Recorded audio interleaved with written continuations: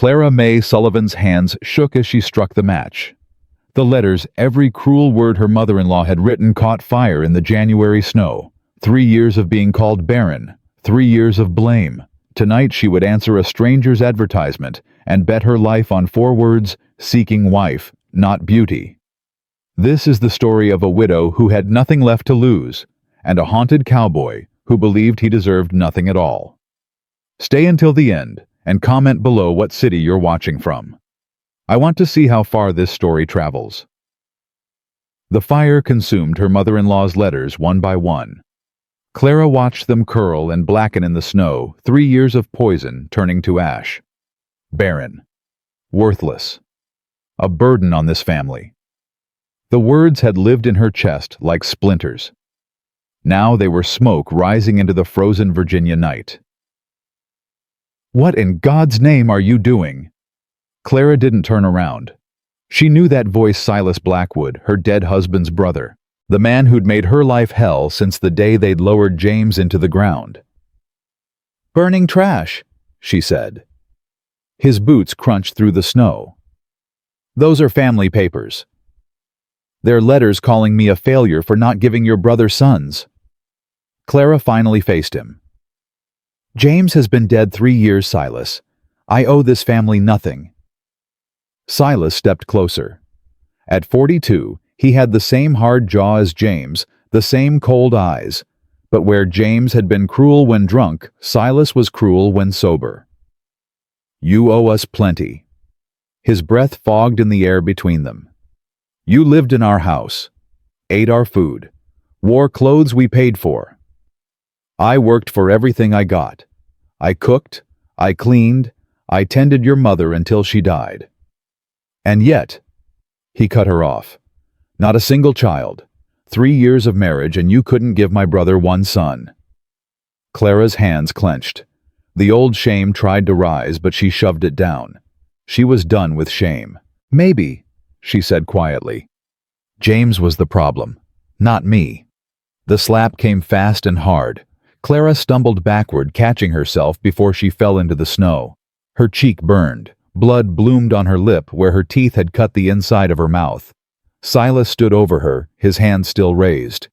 "You don't speak ill of the dead, especially not my brother." Clara touched her bleeding lip.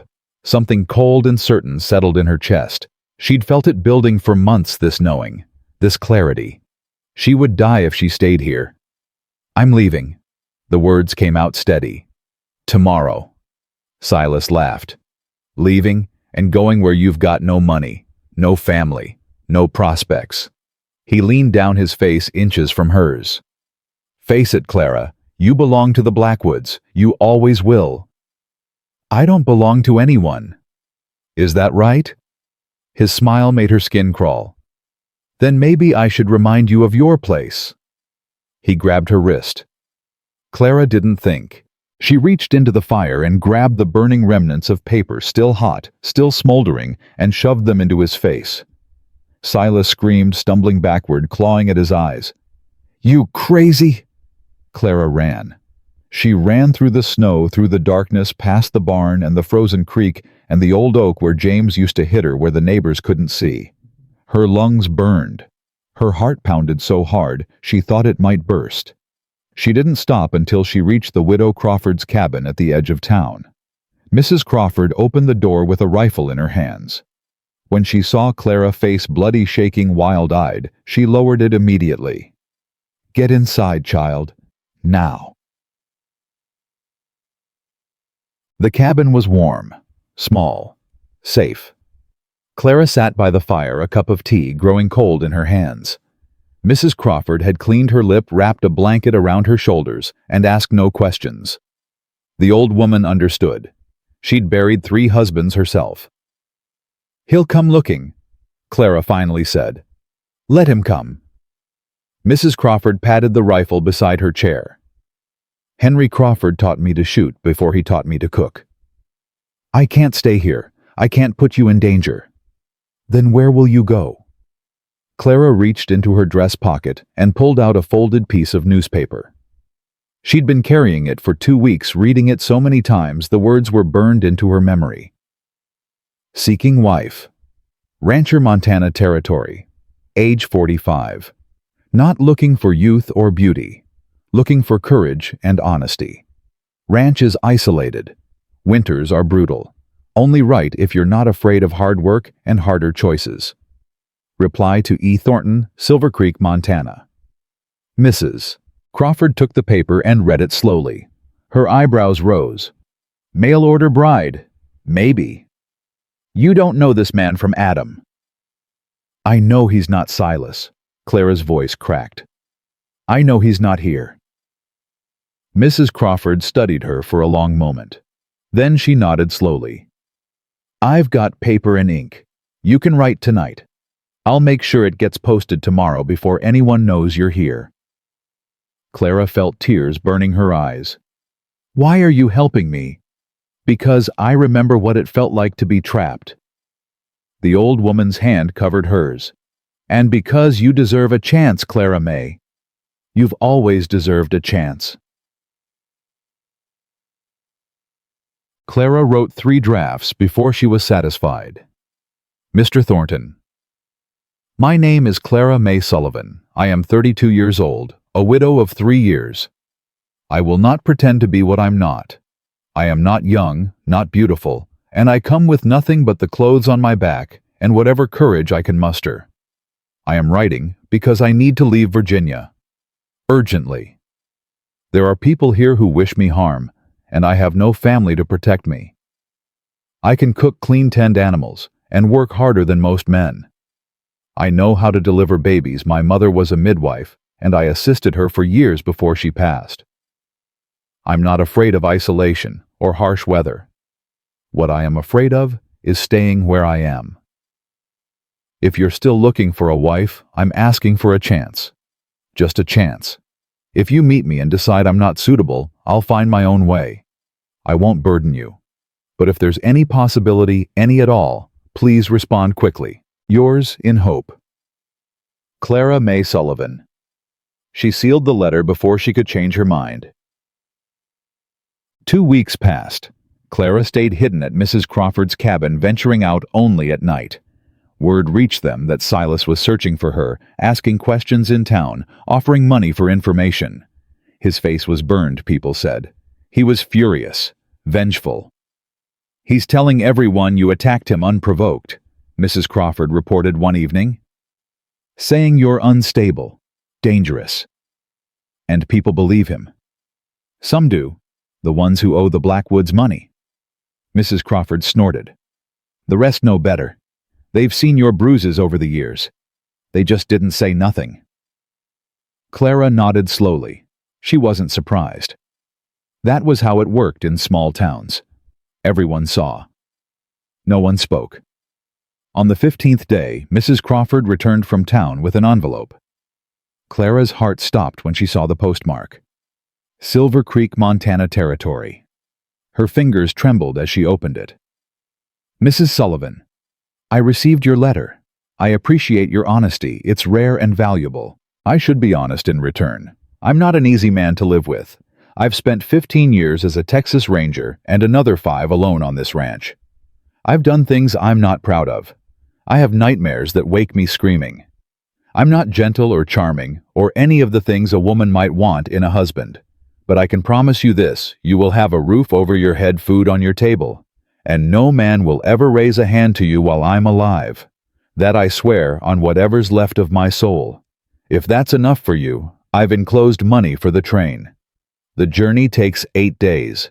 When you arrive in Silver Creek, ask for Eli Thornton. Everyone knows me. We can marry the same day if you're willing. It will protect your reputation and give you legal standing as my wife. I hope I'm not making a mistake by hoping you'll come. E. Thornton. Inside the envelope was more money than Clara had seen in years. Enough for the train, for food, for a new dress if she wanted one. She looked at Mrs. Crawford with tears streaming down her face. I reckon you've got a train to catch, the old woman said. Dead. Leaving was harder than Clara expected. Not because she'd miss Virginia, she wouldn't, but because the fear was so heavy. She was trusting her life to a man she'd never met, traveling to a place she'd never seen with nothing but a letter and a prayer. Mrs. Crawford gave her a small carpet bag with clothes she'd sewn in secret. Nothing fancy, but they'll keep you warm. I don't know how to thank you. Live well. Mrs. Crawford cupped her face. That's all the thanks I need. Live well, and don't you dare look back. Clara took the night train. She kept her head down, her face hidden. Every stop she expected to see Silas boarding, searching, finding her. But he never appeared. Mile by mile, Virginia fell away behind her. By the third day, she allowed herself to breathe. By the fifth day, she allowed herself to hope. The landscape changed as they moved west. Cities gave way to farmland, then to plains so vast, Clara couldn't see where they ended. The sky grew bigger. The air grew colder. Everything was white and gray and endless. On the seventh day, an older woman sat down across from her in the dining car. Traveling alone, honey? Clara tensed. Yes, ma'am. Long way to go by yourself. The woman's eyes were kind but sharp. You running from something or toward something? Both, I reckon. The woman laughed. Ain't that always the way? She extended her hand. Martha Holloway. I run the boarding house in Silver Creek. Clara's eyes widened. Silver Creek. That's where I'm headed. Is that so? Martha's gaze sharpened with interest. You know someone there? Clara hesitated. Then she decided on honesty. Eli Thornton. I'm going to marry him. Martha's eyebrows shot up. Then slowly, a smile spread across her weathered face. Well, I'll be damned. Eli finally answered one of those advertisements. She shook her head in wonder. I've been telling that man for years he needed a wife. Stubborn fool kept saying he didn't deserve one. You know him. Everybody knows Eli. He supplies beef to half the territory. Keeps to himself mostly, but he's fair dealing and honest as the day is long. Martha leaned forward. He tell you about his past? Some. He mentioned being a Texas Ranger, having nightmares. That all? Clara nodded. Martha was quiet for a moment. There's more. Not my place to tell it, but be patient with him, honey. He's carrying a heavy load. Has been for years. What happened? Like I said, not my place. Martha patted her hand. But I will say this, Eli Thornton is one of the good ones. He just doesn't believe it himself.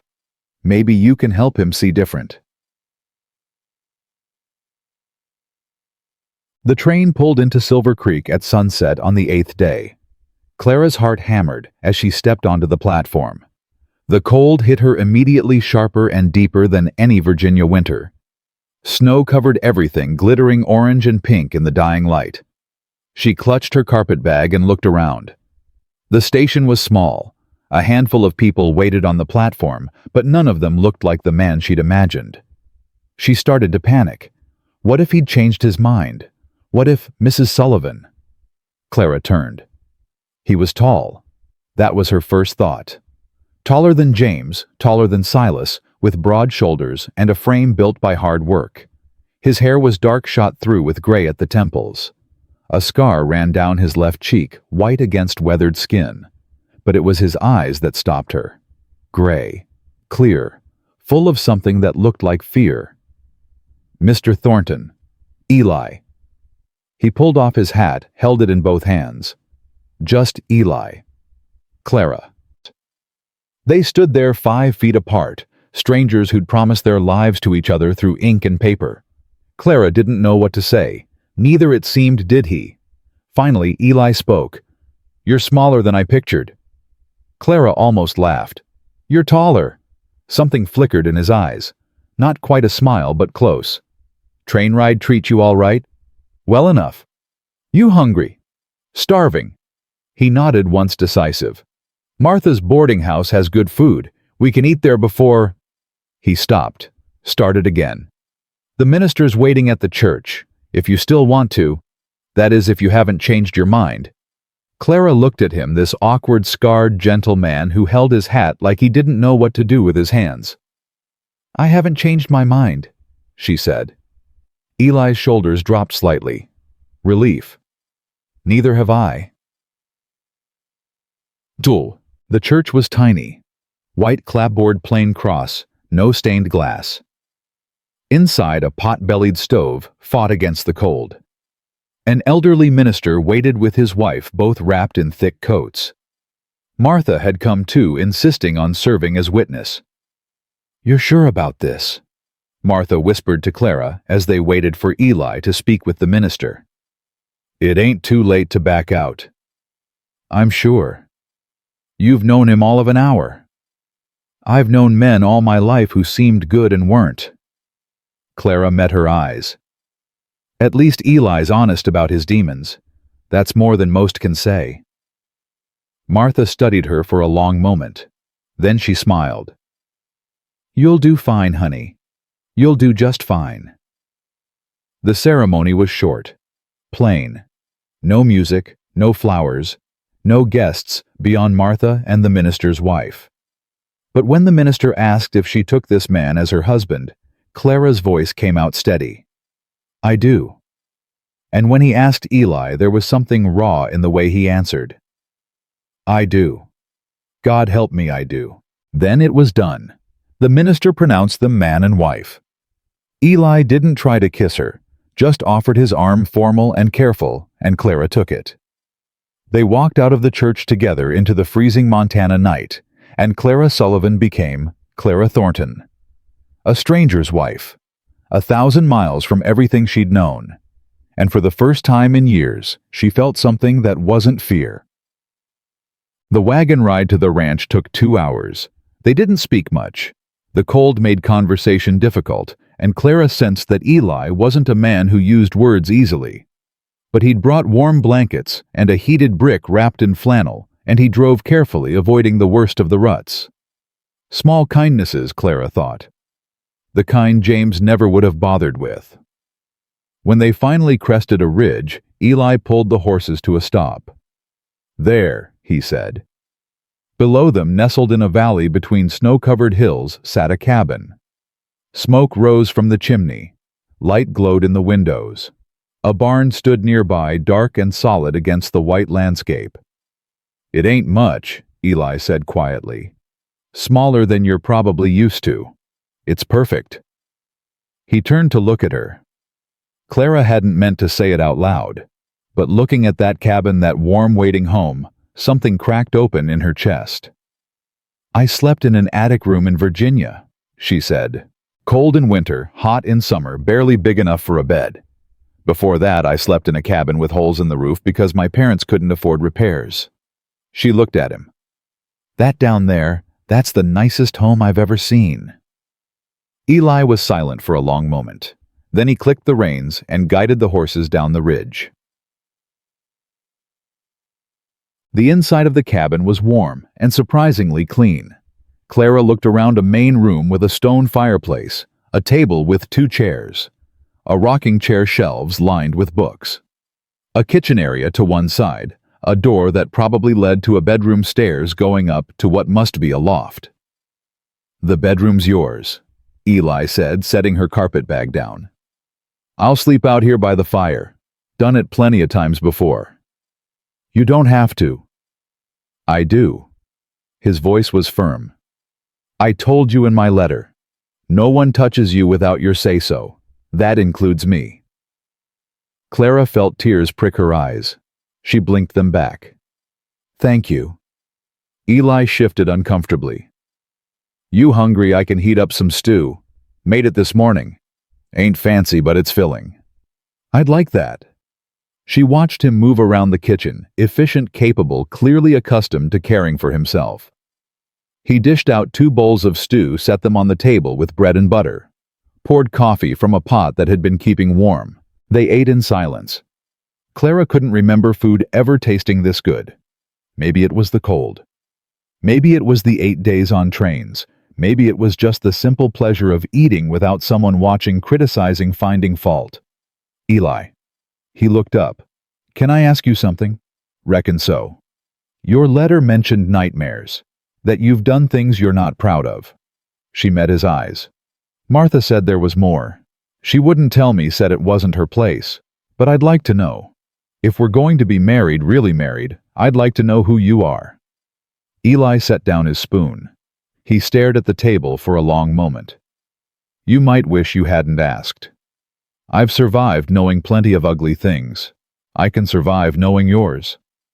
He was quiet for so long she thought he might not answer. Then he began to talk. I was a Texas Ranger for 15 years. Good at it, too. Tracked outlaws, protected settlers, did what the law required, and sometimes more. His voice was flat, distant. 5 years ago, we cornered a gang of cattle rustlers outside of Abilene. Bad men. They'd killed a family the week before, father, mother, 2 little girls. Clara's stomach tightened. We had them surrounded. Should have been simple. But their leader... Eli's hands clenched on the table. He had a boy with him, 10 years old, Tommy Reeves. They'd grabbed him from a farm on their way out of town. Clara didn't speak. She could see where this was going. The leader put a gun to the boy's head, said he'd shoot if we didn't let them ride out. Eli's jaw worked. I was the best shot in the company. Captain told me to take the leader down, said I could do it 1-shot clean kill before he could pull the trigger. Eli, I took the shot. His voice broke. And I missed. First time in 15 years, and I missed. The bullet hit Tommy instead. He finally looked at her, and his eyes were wet. I killed a child, Clara. A 10-year-old boy who was just in the wrong place, and I can't ever take it back. The fire crackled in the silence. Clara reached across the table and took his hand. He flinched like she'd burned him. What are you... You made a mistake, she said softly. A terrible mistake with terrible consequences. But you didn't mean to hurt that boy. You were trying to save him. Intent don't matter when a child's dead. Maybe not. But it matters to me. She held his hand tighter when he tried to pull away. Eli, I married a man who hurt me on purpose. Who hit me because he enjoyed it, blamed me for things that weren't my fault, made me feel worthless every single day. That's what evil looks like. She met his eyes. You're not evil. You're broken. There's a difference. Eli stared at her like she'd spoken in a foreign language. Why did you really answer that advertisement? He asked. I told you. I needed to escape. There's more. His eyes searched hers. There's always more. Clara considered lying, but he'd been honest with her. My brother-in-law Silas, she said slowly. He wants me. Has since before James died. He's been waiting for a decent interval to claim me, force me if he has to. Eli went very still. He hit me the night I decided to leave. Tried to do more, but I burned him with hot coals and ran. She lifted her chin. So yes, I was desperate. Yes, I would have married almost anyone to escape. But I didn't marry almost anyone. I married you. Why me? Because your advertisement said you wanted courage and honesty. Not beauty, not youth, not a breeder for your children. Her voice shook. You asked for things I actually have. That's more than anyone's ever done. They sat in the firelight, hands still clasped across the table. 2 broken people. 2 terrible pasts. 1 frozen night in Montana. Silas, Eli said finally. He coming after you? Maybe. Probably. He doesn't give up easy. Eli nodded slowly. Something changed in his face, the guilt and self-loathing shifting into something harder, something protective. Let him come, he said. Let him try. Clara felt warmth bloom in her chest. Not love, not yet, but something close. Something like hope. Eli. Yeah. Thank you. For the ticket. For the letters. For this. She gestured around the cabin. For not asking me to be anything I'm not. He squeezed her hand once, then released it. Get some sleep, Clara. Tomorrow I'll show you the ranch, introduce you to the horses, teach you how things work around here. And what about tonight? Tonight. He looked at the fire. Tonight we both survived something. That's enough. Clara gathered her bag and walked toward the bedroom door. She paused with her hand on the frame. Eli! He looked up. Those nightmares you have.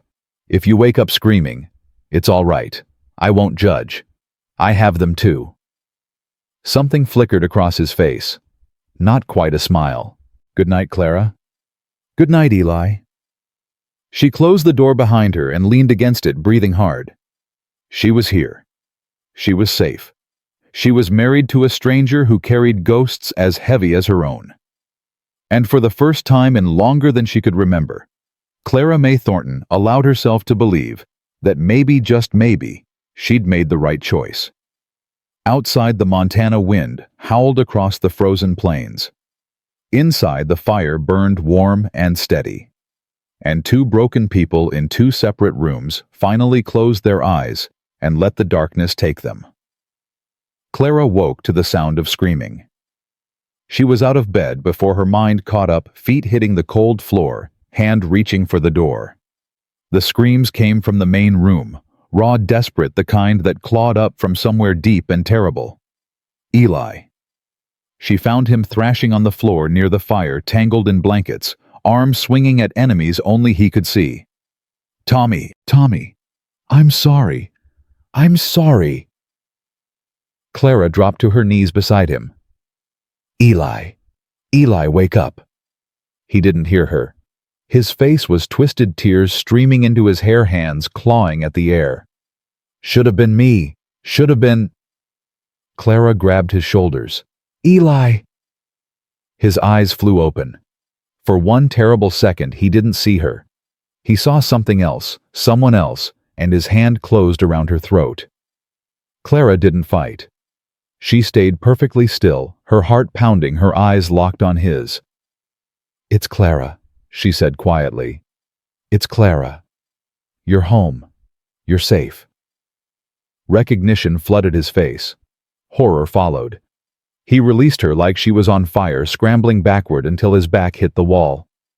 God. God. Clara, I'm sorry, did I hurt you? I'm fine. I could have killed you. I could have. He pressed his hands to his face. This is why I sleep alone. This is why I shouldn't have you need to go. Go back to your room. Lock the door. Clara rubbed her throat. It would bruise, probably. She'd had worse. No, she said. Clara. I said no. She moved closer, sat down beside him against the wall. Not touching, but close. I told you last night. I don't judge. I meant it. You should judge. You should run. I've been running for 8 days. I'm tired of running. Eli's hands dropped from his face. He looked, wrecked eyes, red cheeks, wet chest, heaving. Every night, he said hoarsely. Every single night for 5 years. I see his face. I see the bullet hit him. I see the light leave his eyes. What was he like, Tommy? The question seemed to catch him off guard. What? You dream about him every night. You must remember more than just how he died. Eli was quiet for a long moment. When he spoke, his voice was different, softer. He was brave. Even with a gun to his head, he was trying to be brave. He looked right at me when I took aim. Looked right at me like he trusted me to save him. His voice broke. And I failed him. Clara reached over and took his hand. He flinched, but he didn't pull away. You didn't fail him, she said. You tried. That's more than most would do. Trying don't bring back the dead. No, it doesn't. But carrying guilt forever doesn't either. She squeezed his hand. You've been punishing yourself for 5 years, Eli. Maybe that's long enough. He turned to look at her. In the dying firelight, his eyes were silver. Why are you being kind to me? Because someone should be.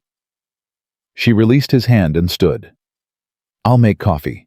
Neither of us is sleeping anymore tonight. She walked to the kitchen, and after a moment, she heard him get up and follow. The first morning of her new life had begun. By dawn, they'd finished the pot of coffee and eaten cold biscuits with butter. The awkwardness between them hadn't disappeared, but it had shifted into something more manageable. Two strangers learning to share space. "I should show you around," Eli said, pushing back from the table. "Daylight's burning." "In this cold don't stop the work. Come on, I'll find you a heavier coat." The coat he gave her was too big, clearly his, but it was warm, lined with sheepskin that smelled of leather and wood smoke. He helped her into it without being asked, his hands careful not to brush her skin.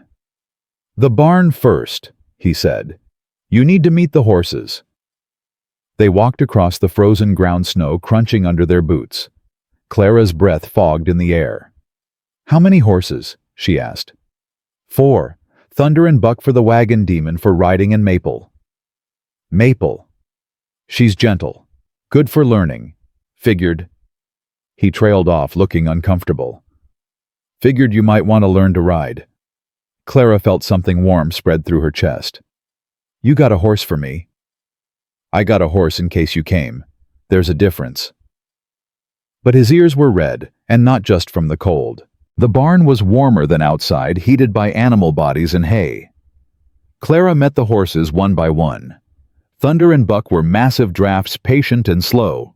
Demon was a black gelding who eyed her with suspicion. And Maple. Maple was a chestnut mare with a white blaze on her forehead, and the sweetest eyes Clara had ever seen. She walked right up to the stall door and pushed her nose into Clara's hand. "She likes you," Eli said. "She's beautiful." "She's yours, if you want her." Clara looked at him. "You don't have to give me things, Eli. I didn't come here for things." "I know." He shifted his weight. "That's why I want to give them." They stood there in the barn, the horses breathing around them, and Clara thought, "I could love this man." The thought terrified her. "Show me the rest," she said quickly. "I want to learn everything." The tour took most of the morning. Eli showed her the chicken coop, the root cellar, the smokehouse where meat cured slowly in the cold. He explained how the ranch worked. The cattle were pastured in a far valley, watched over by 2 hired hands who lived in a bunkhouse a mile east. "You won't meet Jake and Samuel for a few days," he said. "They're bringing the herd closer before the next storm hits. There's another storm coming. Always another storm in Montana. You get used to it." Clara wasn't sure she'd ever get used to it, but she nodded like she understood. They ate lunch in the cabin, bean soup and cornbread, and Clara took over the cooking without being asked. Eli watched her move around his kitchen with an expression she couldn't read. "You cook like you've done it your whole life," he said. "I have. Started when I was 8. My mama was always too tired after delivering babies, and my daddy wasn't good for much except drinking and making promises he couldn't keep. He's still alive. Died when I was 15. Fell off a horse drunk. I'm sorry. I'm not." The words came out harder than she intended. "He wasn't a good man, Eli. Not like—" She stopped. "Not like what?" "Not like you seem to be." Eli looked away. "You don't know me yet. I know you saved a horse for me in case I came. I know you gave me your coat this morning. I know you haven't once looked at me like I owe you something." She set down her spoon. "Those aren't small things. They're basic decency. Then I haven't known many decent men." The words hung between them. "Your husband," Eli said slowly. "He hurt you." It wasn't a question. "Yes." "Bad?" Clara rolled up her sleeve. The scars were old, thin white lines that crisscrossed her forearm. He liked to use his belt when he was angry. The buckle left marks. Eli's hands clenched on the table. His jaw worked like he was chewing on something sharp. "And his brother Silas. Silas never hit me while James was alive. But the way he looked at me." Clara pulled her sleeve back down. "I knew it was coming. The night I left he tried. I burned him and ran." "Good." The word was savage. Clara blinked. "Good. You fought back. You survived. That's good." Eli met her eyes. I meant what I said in my letter, Clara. No one touches you while I'm alive. And if this Silas comes looking, Eli, if he comes looking, I'll handle it. He's dangerous. So am I. The words were quiet, flat, certain. I spent 15 years hunting men like him. I know what they're capable of. And I know what I'm capable of, too. Clara shivered. For a moment she saw it, the Texas Ranger underneath the guilt, the man who'd spent years bringing outlaws to justice. He was still in there buried, but not gone. I don't want you getting hurt because of me, she said. Then we won't let him get close enough to try. That afternoon, Eli taught her to shoot. You ever handled a gun before? He asked, loading the rifle. My daddy had a pistol, showed me once when I was 12. I wasn't any good. We'll change that. He handed her the rifle. Hold it like this, butt against your shoulder. Firm grip, but don't strangle it. Clara tried to copy his stance. Her arms shook with the weight. Too heavy. I can manage. Eli moved behind her. She felt his hands on her arms adjusting positioning. His chest was close to her back. His breath was warm on her ear. Relax your shoulders. Breathe slow. Find your target. She aimed at the empty bottle he'd set on a fence post 50 feet away. When you're ready, squeeze the trigger. Don't jerk it. Squeeze. Clara squeezed. The rifle kicked hard against her shoulder. The bottle shattered. I hit it. She turned, grinning. Eli's face was doing something strange. It took her a moment to realize he was fighting a smile. Beginner's luck, he said. Set up another one. He set up 5 more bottles. She hit 4. Not bad, he admitted. Not bad at all. My daddy always said I had steady hands. Good for doctoring. That's right, you mentioned you helped your mother. She was a midwife. Best in the county. I assisted her for years before she passed. Delivered 17 babies on my own after she was gone. Clara handed back the rifle. That's actually why James's family hated me so much. They figured anyone who knew that much about birthing babies should be able to have her own. Eli's expression darkened. That ain't how it works. Try telling that to the Blackwoods. Clara's voice was bitter. Every month that passed without a baby, they blamed me a little more.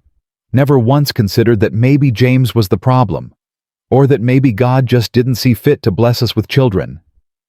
Do you want children? The question caught her off guard. I don't know anymore. For so long I wanted them because I was supposed to, because everyone expected me to. But now I just want to feel safe. Children can come later, or not at all. She looked at him. Does that change things? If I might not be able to give you heirs? Eli shook his head. I didn't advertise for a broodmare.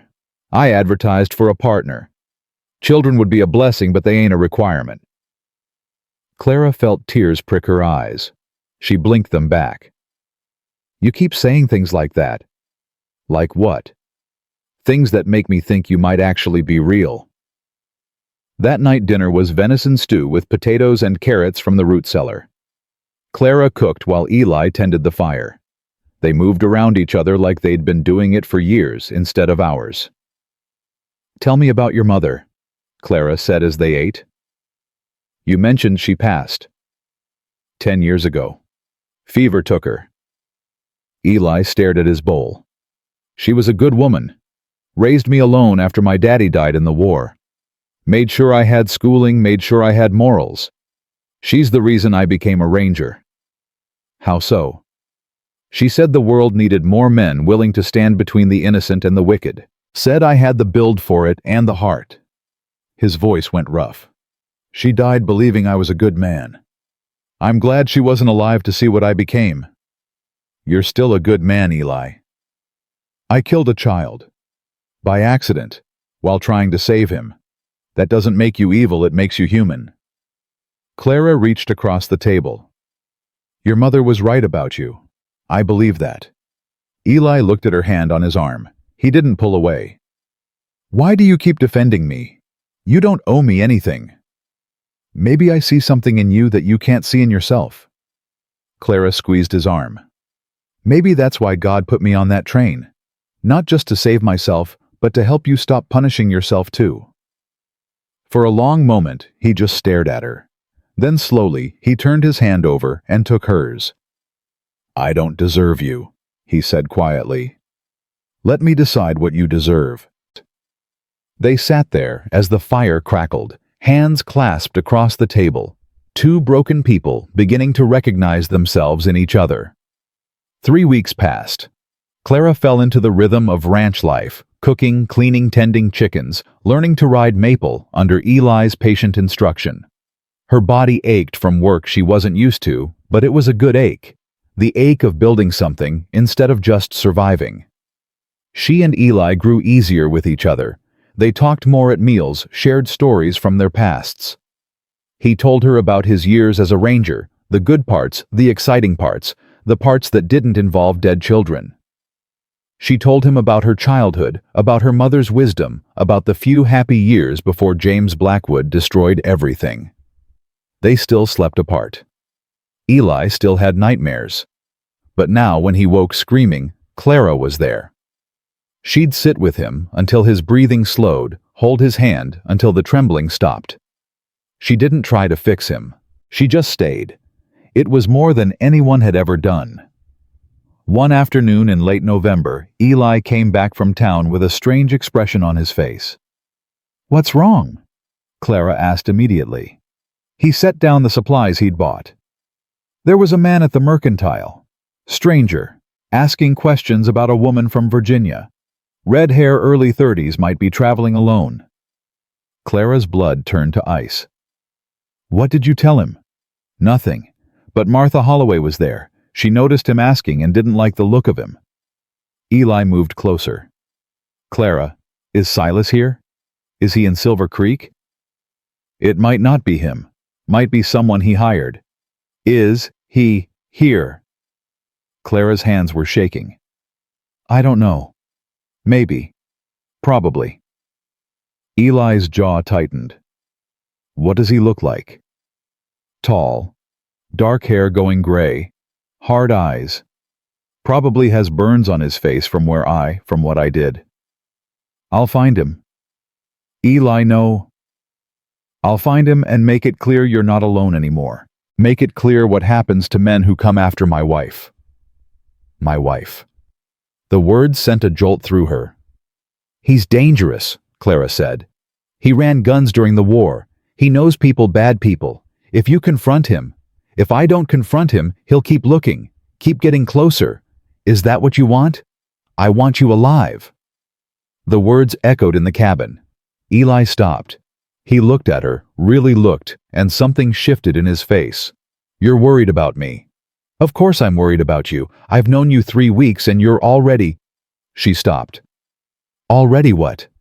Clara pressed her hands to her face. You're already the best thing that's ever happened to me. And if Silas hurts you because of me, I'll never forgive myself. Eli crossed the room in 3 strides. His hands cupped her face, tilting it up. His eyes were fierce burning. Listen to me, he said roughly. I spent 5 years hiding on this ranch, punishing myself, waiting to die. Then you stepped off that train and looked at me like I was worth something, like I was still human. Eli. You gave me a reason to fight again. You gave me something to protect. And I'll be damned if I let some Virginia thug take that away. His thumb brushed her cheekbone. I'm not hiding anymore, Clara. Not from him, not from anything. She was crying. She hadn't noticed when she started. If something happens to you, nothing's going to happen to me. He pulled her close, wrapping his arms around her. I've been a ranger, a hunter, a ghost. Silas Blackwood has no idea what he's walking into. Clara buried her face in his chest. He smelled like leather and wood smoke and safety. I'm scared, she whispered. I know, but you don't have to face this alone. Not anymore. The next morning, Eli rode to town. Clara waited at the cabin, rifle loaded and ready, nerves wound tight. Every sound made her jump. Every shadow seemed to hold a threat. When she finally heard hoofbeats approaching, she raised the rifle. Eli's voice called out, "It's me! Don't shoot!" She lowered the rifle and ran to the door. He dismounted looking grim, but unhurt. "He's gone." "Gone?" "Left town 2 days ago according to the hotel clerk, but he'll be back." Eli led his horse toward the barn. He was asking questions everywhere. Someone told him about a rancher with a new wife. Didn't give a name, but there's only so many ranches around here. "So he knows I'm here." "He suspects. That's different." Eli tied off his horse. "I talked to Sheriff Hardin, told him the situation. He said he can't arrest a man for asking questions, but he'll keep an eye out." "And if Silas comes back?" Eli's eyes were cold. "Then I'll handle it myself." That night, Clara couldn't sleep. She lay in the dark, listening to the wind howl outside, thinking about Silas, about his cold eyes, about the way he'd grabbed her wrist, about what he would do if he found her. A soft knock on her door. "Clara? You awake?" She sat up. "Yes." "Can I come in?" She hesitated then. "Yes." Eli opened the door. He was dressed boots and all, like he hadn't even tried to sleep. "I heard you tossing around," he said. "Figured you might want company." "I can't stop thinking about him." "I know." Eli crossed to the chair by the window and sat. "I'll stay. Keep watch." "You don't have to." "I want to." His eyes met hers in the darkness. "Try to sleep, Clara. I'll be here." She lay back down, closed her eyes. Having him there solid and watchful and real, she finally felt her body begin to relax. "Eli?" "Yeah. Thank you for everything." "Don't thank me yet." His voice was quiet. "Storm's coming, the real kind and the other kind. We're going to need each other before this is over." Clara pulled the blanket tighter. He was right. The storm was coming. But for the first time in her life, she wasn't facing it alone. The blizzard hit 3 days later. Clara had never seen anything like it. Wind screamed across the valley, like a living thing driving snow so thick she couldn't see the barn from the cabin door. The temperature dropped so fast that ice formed on the inside of the windows. "Stay inside," Eli said, pulling on his heaviest coat. "I have to check on the horses." "I'm coming with you." "Clara." "I said I'm coming." She was already reaching for her coat. "Maple's in that barn. You think I'm going to sit here while she freezes?" Eli's jaw tightened, but he didn't argue. He grabbed a rope from the hook by the door. "We tie ourselves together. You lose sight of me out there, you follow the rope back. Understand?" "I understand." The cold hit her like a physical blow. Wind ripped the breath from her lungs, and snow stung her face like needles. She grabbed Eli's arm and held on head down, pushing forward, step by brutal step. The barn was 50 feet from the cabin. It felt like a mile. They made it through the door, and Clara collapsed against the wall, gasping. The horses were stamping and snorting, eyes rolling white with fear. "Easy," Eli said, moving to Thunder's stall. "Easy, boy. We're here." Clara stumbled to Maple. The mare pushed her nose into Clara's chest, trembling.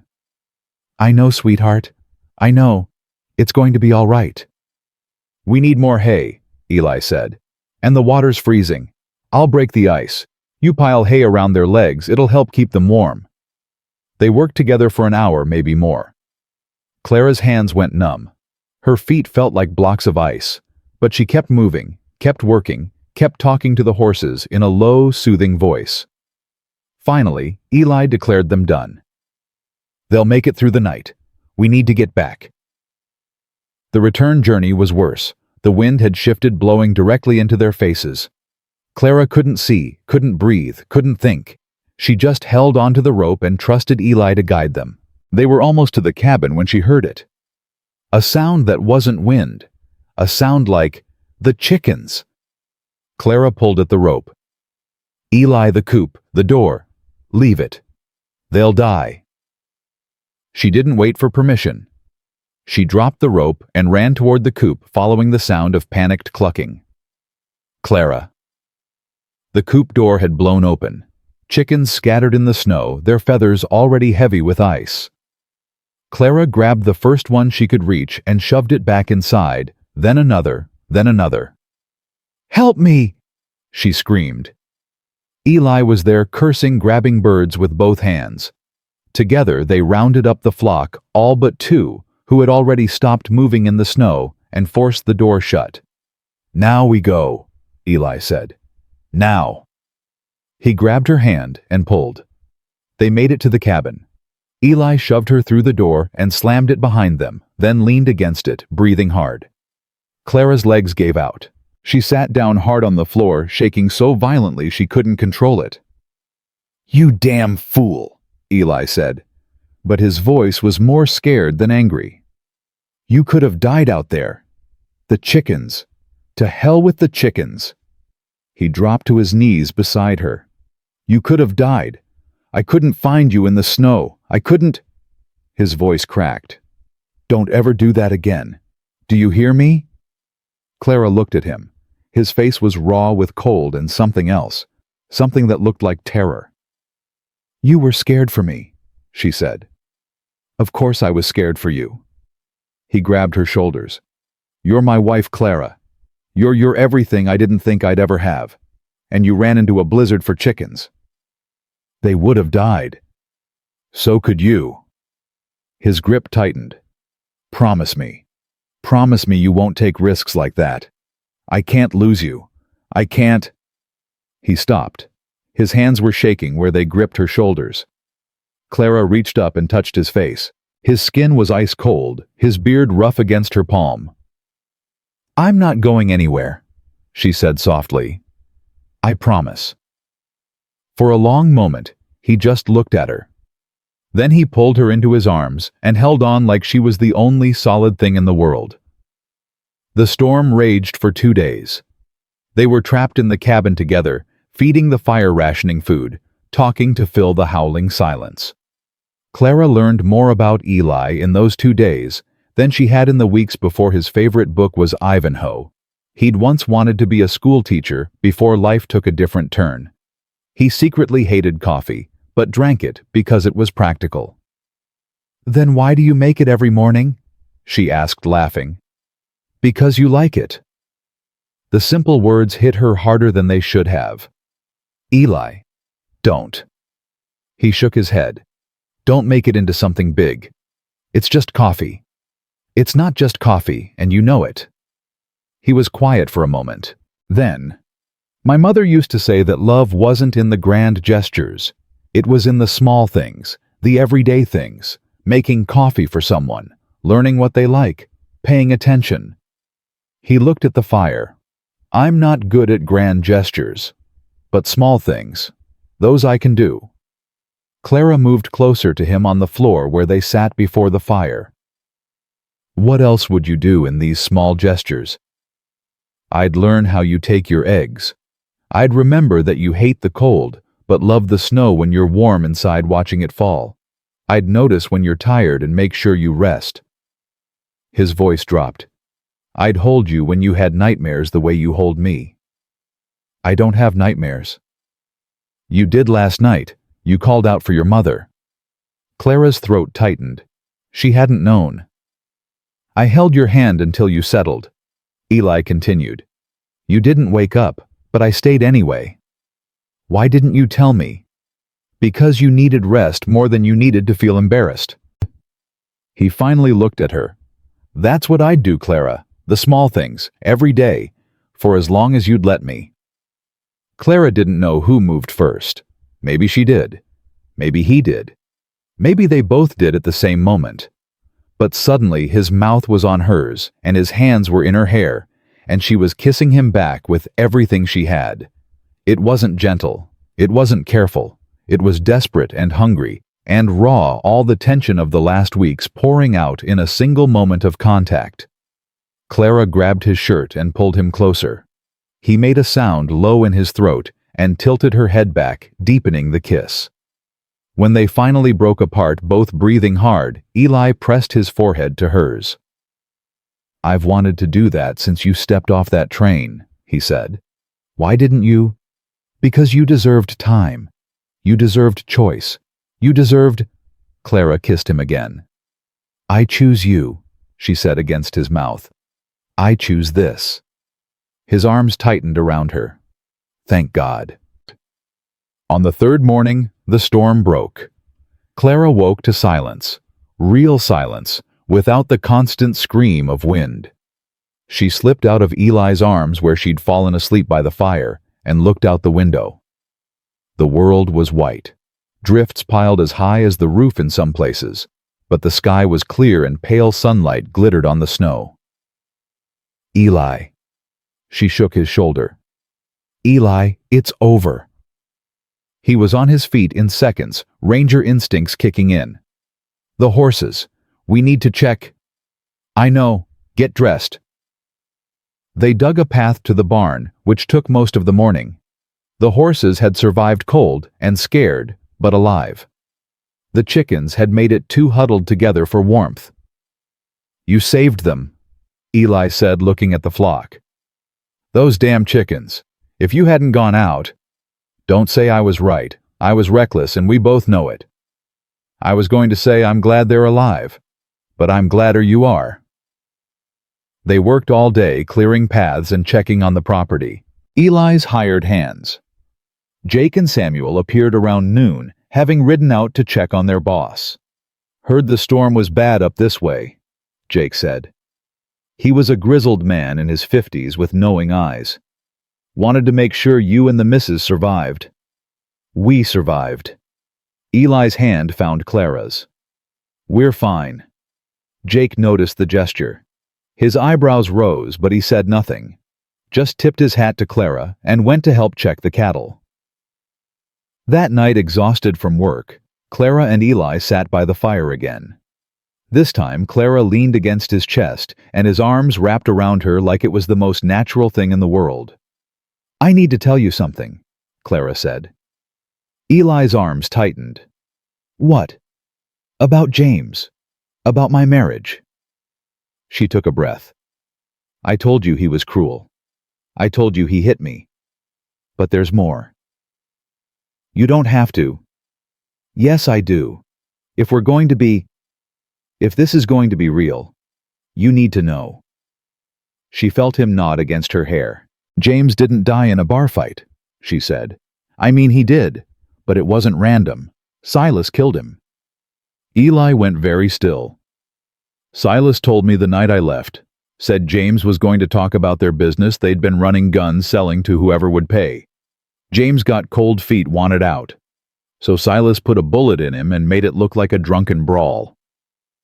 Jesus Christ. He said I'm the only one left who knows. That's why he wants me back. It's not about money or family honor. It's about keeping me quiet. Clara felt Eli's heart pounding against her back. That's why you're really scared of him, he said slowly. Not just because he might hurt you, because he might kill you. Yes. He's a murderer. He's killed at least once that I know of, probably more. Clara turned in his arms to face him. Now, do you understand why I ran? Why I answered your advertisement even though it was crazy and dangerous and desperate? I understand. Eli cupped her face. And I'm going to make you another promise, Clara. Silas Blackwood is not going to touch you. Not ever. I don't care what I have to do. Eli. He's a killer, fine. So am I. His eyes were hard. The difference is, I've got something worth killing for now. Clara shivered. Not from cold. I don't want you to become something you hate, she whispered. I won't. He kissed her forehead. But I'll do whatever it takes to keep you safe. That's not negotiable. They held each other as the fire burned low. Two broken people, two terrible pasts, and something growing between them that felt stronger than either one alone. A week later, Doc Kincaid came by to check on them. He was a wiry man in his 60s with sharp eyes and gentle hands, an old friend of Eli's from his ranger days, now serving as the only doctor in Silver Creek. Heard you took a wife, he said to Eli while Clara made coffee. Martha Holloway's been spreading the news all over town.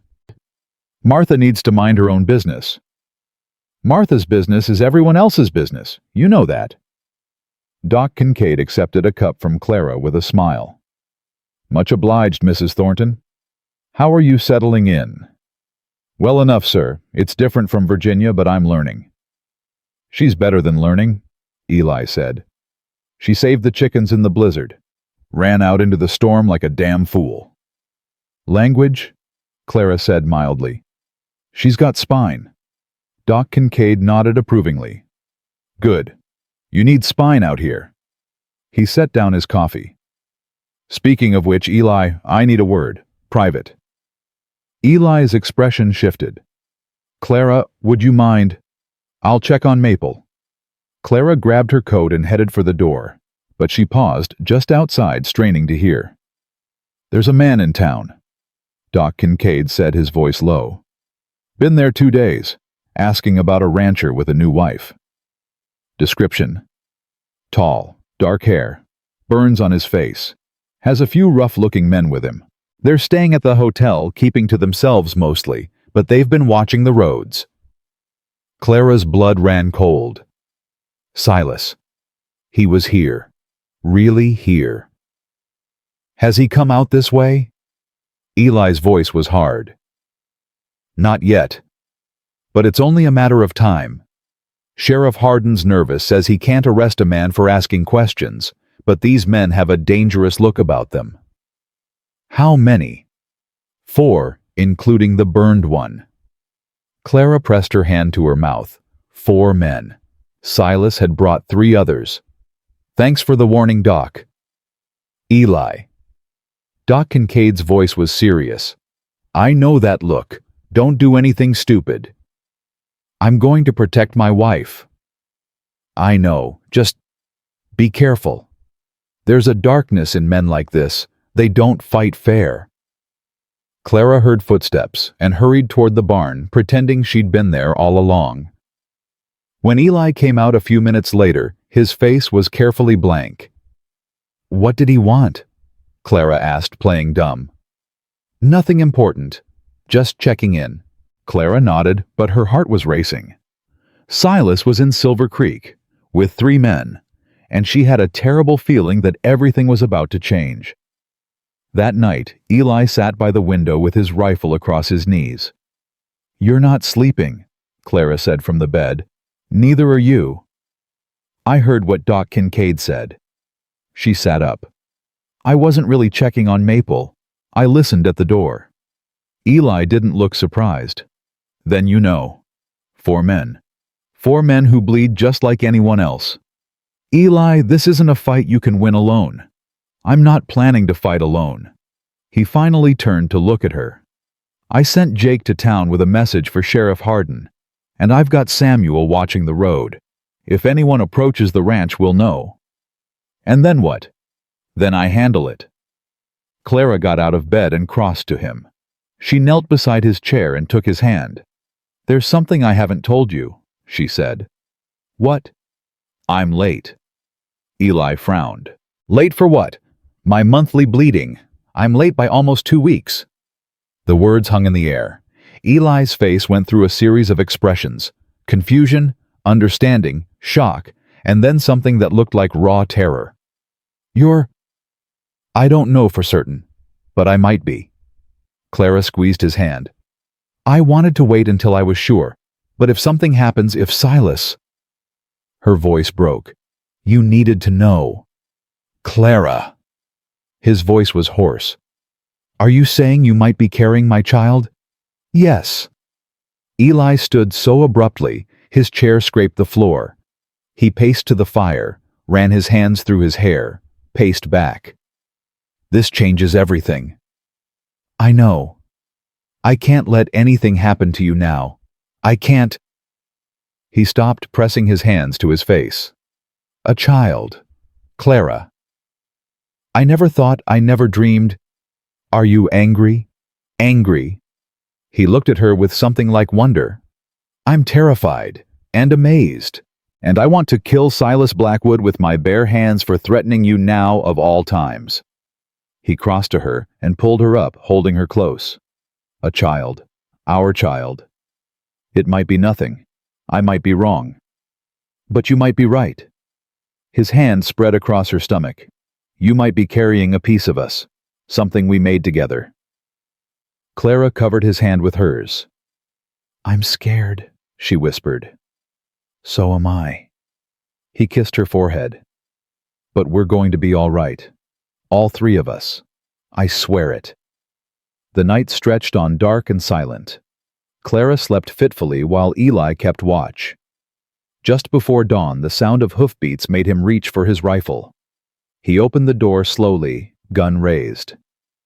Samuel's voice came out of the darkness. Boss riders on the South Road, 3 of them. Heading this way. Eli's blood went cold. Wake the others. Get them armed. He looked back at Clara, who had sat up in bed, her face pale. Stay inside. Bar the door. Don't open it for anyone but me. Eli. Promise me. I promise. He kissed her hard, fast. Then he walked out into the gray dawn to meet what was coming. Clara grabbed the rifle Eli had given her and crouched by the window. Through the frost, she could see dark shapes moving on the ridge. 3 men on horseback, just like Samuel had said. Not 4. 3. Where was the 4th? The answer came from behind her. The back door crashed open. Cold air rushed in. And a voice she'd prayed never to hear again said, Hello, Clara. Did you really think you could hide from me? She spun, raising the rifle. Silas Blackwood stood in the doorway, his face twisted by the burns she'd given him. He was smiling. Now, he said. Let's not do anything foolish. I just want to talk. Get out. I don't think so. He stepped forward, and 2 more men slipped in behind him. They must have circled around while the others approached from the front. You've led me on quite a chase, Clara. Virginia to Montana. Do you know how much that cost me? I don't care. No, you should, because someone's going to pay for it.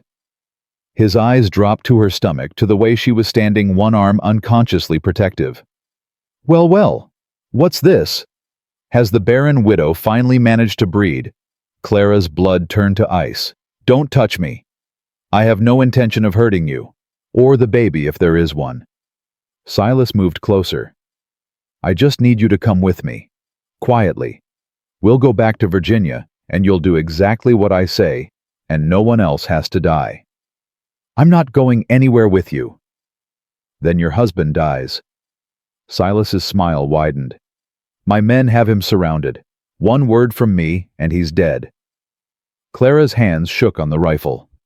You're lying. Am I? Look out the window, Clara. 3 men in front, 2 more circling behind. Your ranger is good, but he's not that good. Outside she heard shouting, a gunshot, then another. Eli. She lunged toward the door. Silas caught her arm, wrenching her back. Let me go. Drop the rifle, Clara. Now.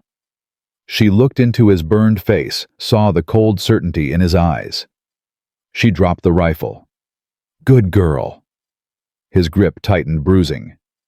Now we're going to walk out of here, and you're going to tell your husband to stand down.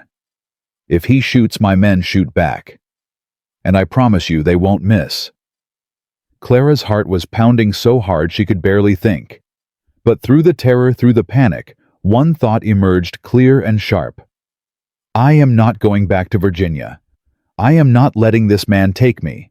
I am not losing everything I just found.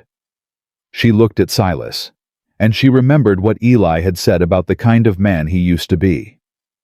Silas, she said quietly. What? You forgot something. What's that? I'm not the scared little widow I used to be. And she drove her knee up into his groin with every ounce of strength she had. Silas doubled over with a roar of pain. His men lunged forward, but Clara was already moving, grabbing the rifle, swinging it like a club, catching one man across the face. He went down hard. The second man grabbed her from behind. Let her go. The voice was cold as death. Eli stood in the doorway, rifle aimed at Silas, blood dripping from a cut on his forehead. Let her go, or I put a bullet in your boss's skull. The man holding Clara hesitated. "Do it!" Silas gasped from the floor. "Kill the ranger." "If he moves, you die first," Eli said. "Your choice." A long, terrible moment. Then the man released Clara. She ran to Eli's side, heart pounding. "It's over, Silas," Eli said. "Sheriff's on his way. My men have your riders surrounded. You lose." Silas looked up at them, his face twisted with rage and pain. "This isn't over," he spat. "You hear me? This isn't—" "Yes, it is." Eli's finger tightened on the trigger. "Give me a reason, please. I'm begging you."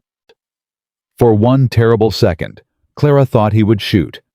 Then hoofbeats thundered outside, and Sheriff Hardin's voice called out, "Eli, you in there?" The moment broke. Silas slumped defeated. Clara collapsed against Eli, shaking. It was over. It was finally over. Sheriff Hardin's men dragged Silas out of the cabin in chains. Clara watched from the doorway, Eli's arm tight around her shoulders. Her hands were still shaking. Her whole body was still shaking. "We'll hold him in the jail until the circuit judge arrives," Hardin said. "Might be a few weeks given the weather, but he'll hang for this. Attempted kidnapping, assault, conspiracy to murder, that's more than enough." "What about his men?" Eli asked. "2 dead in the shootout. The others are coming with us." Hardin looked at Clara. "Ma'am, you'll need to testify. About what he did to you in Virginia, about what he confessed to tonight." "I'll testify." "Good. Get some rest. Both of you." He tipped his hat. "Hell of a thing, Eli. Hell of a thing." They watched the riders disappear into the gray morning, taking Silas and his surviving men with them. Then Clara's knees buckled. Eli caught her before she hit the ground. "Easy. I've got you." "I thought he was going to kill you." Her voice came out broken. "I heard the gunshots and I thought, I'm fine. I'm right here." He lifted her, carried her inside, set her on the bed. "Clara, look at me." She forced herself to meet his eyes. "It's over," he said. "He's going to hang. He's never going to touch you again." "Is it really over?" "I promise you." He brushed hair from her face. "It's over." But even as he said it, something cold settled in Clara's stomach. It didn't feel over. Doc Kincaid arrived that afternoon. He examined Clara while Eli paced in the main room wearing a groove in the floorboards. When the doctor finally emerged from the bedroom, his face was unreadable. "Well," Eli stopped pacing. "Is she all right?" "She's fine. Some bruising on her arm where that bastard grabbed her, but nothing serious." Doc Kincaid paused. "As for the other matter..." Clara appeared in the doorway behind him. Her face was pale, but her eyes were bright. "I'm pregnant," she said. "Doc confirms it. About 6 weeks along." Eli stood frozen. Then he crossed the room in 3 strides and pulled her into his arms. "A baby," he breathed. "Clara, a baby." "I know." She was laughing and crying at the same time. "I know." Doc Kincaid cleared his throat. "I'll leave you 2 alone. Clara, I want to see you every few weeks until the birth. You're healthy, but first pregnancies can be unpredictable, especially at your age. I understand. And Eli." The doctor fixed him with a stern look. "That woman needs rest and calm. No more gunfights, you hear me? I'll do my best." After Doc Kincaid left, they sat together by the fire. Clara curled in Eli's lap, his hand spread protectively over her stomach. "I never thought I'd have this," he said quietly. "A wife, a child, a future." "Neither did I. You know what this means?" He tilted her chin up to meet his eyes. "I've got even more to protect now. Even more to fight for. The fighting's over, remember?"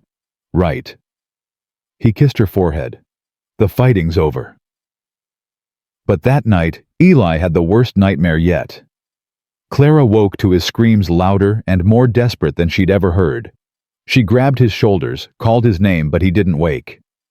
He was trapped somewhere deep in his own mind, reliving something terrible. "Tommy.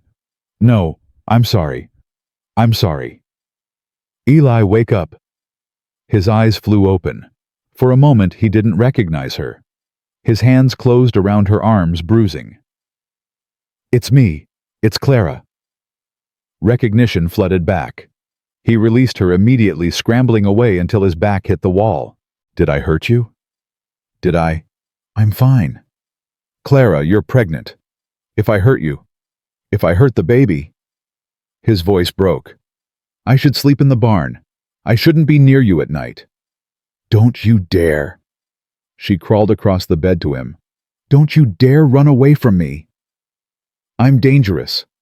You're healing. There's a difference. She took his face in her hands. What was the nightmare about? He shook his head.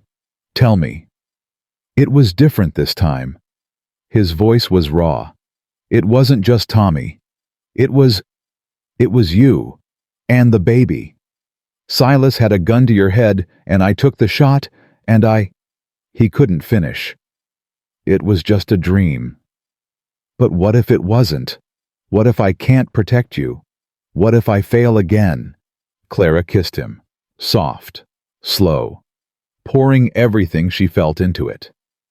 You won't fail, she said against his lips. You're not the same man you were 5 years ago. You've changed. How do you know? Because I've seen it. Because I know you. She pressed her forehead to his. Trust yourself, Eli, the way I trust you. He was quiet for a long moment, then his arms came around her, gentle and careful. I don't deserve you, he whispered. Stop saying that. It's true. It's not. And I'm going to keep telling you that until you believe it. 3 days later, Martha Holloway came to visit. She brought food and gossip and sharp observations that made Clara laugh for the first time since the attack. But underneath the lightness, Clara sensed something else. You're worried, Clara said when Eli went to check on the horses. What is it? Martha's smile faded. It's probably nothing. Tell me. There's talk in town. Some of Silas's men, the ones who got away, have been seen in the territory. They didn't all leave with the sheriff. Clara's blood went cold. How many? 2, maybe 3. No one's sure. Martha took her hand. The sheriff knows. He's got men watching the roads. But I thought you should be aware. Does Eli know? I don't know. I came to you first. Clara looked out the window at Eli crossing the yard. He was moving differently these days, more alert, more watchful, like the ranger he used to be. I won't tell him, Clara said slowly. Not yet. He's barely sleeping as it is. Clara. He needs to rest. He needs to heal. If there's a real threat, I'll tell him. But rumors and talk. She shook her head. He'll drive himself crazy with worry. Martha studied her for a long moment. You really love him, don't you? More than I ever thought I could love anyone. Good. Martha squeezed her hand. He's been alone too long, that one. He needs someone to take care of him for a change. That night, Clara lay awake while Eli slept beside her. She'd made a decision not to tell him about the rumors. It felt like the right choice. He was already stretched thin, already fighting demons she couldn't see.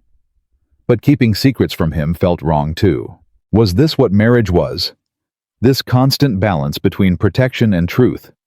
She didn't know. Her first marriage had been nothing but lies and pain. She didn't have a model for what a good marriage looked like. But she was learning. A week passed, then 2. Clara's body began to change in small ways, her breasts tender, her stomach queasy in the mornings. Eli treated her like she was made of glass, which was both touching and frustrating. I can still do chores, she said one morning when he tried to stop her from feeding the chickens. Doc said rest. Doc said rest, not become an invalid. She grabbed the feed bucket.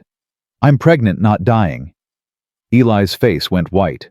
Clara realized what she'd said. I didn't mean... I know what you meant. But his voice was tight. Just Be careful. Please. I will. She watched him walk away toward the barn, his shoulders rigid with tension.